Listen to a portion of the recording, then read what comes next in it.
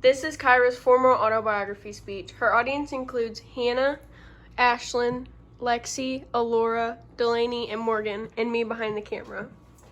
I chose to do a chronological order of my life, starting with my childhood, and then going into the end of high school and beginning of college, which is my present, and finally ending with my future and how I hope my life turns out. I hope to inform everyone about the important events in my life. I will use my past to build myself and continue to make myself better so I can have a successful future.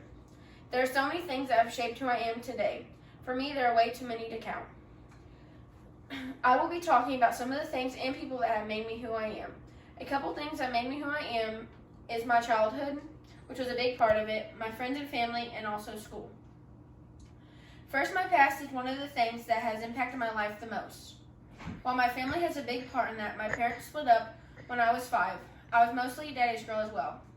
I have 4 siblings. When my parents first split up, my older brother, little sister, and I all stayed with our dad. I have an older sister too, but we don't have the same mom, and a younger brother, but we don't have the same dad. I moved a couple times, and I think this impacted my life a lot. From moving from my hometown where I knew everything and everyone to moving to a big town not knowing anyone. I moved to Poplar Bluff, Missouri in 4th grade, and I only stayed for about 6 months. Then I moved in with my mom and finished out my 4th grade year in Centerville, Missouri, along with 5th grade. Then from 6th grade to graduation, I went to Ellington. I had a childhood best friend that was really hard to move away from. Her name was Callie. We were best friends from preschool to 4th grade. We lived pretty close to each other, and we would ride our bikes together every day after school. Every Sunday, we would have a lemonade stand and then go to Bible school. My childhood was probably the best times of my life other than my parents splitting up. Furthermore, the end of high school and beginning of college was a big step in my life. I think this was a pretty difficult time, from deciding if I'm going to college to where I might go and what I'm going to do when I get there. My senior year didn't go as planned as well. My softball season got canceled because of COVID, and school got let out a month and a half early because of the virus. I think this had a big impact on my life, because I didn't realize how fast high school had flown by, but when it was gone, it didn't seem real. Although through all this, I did get a scholarship to play softball at Central Methodist University.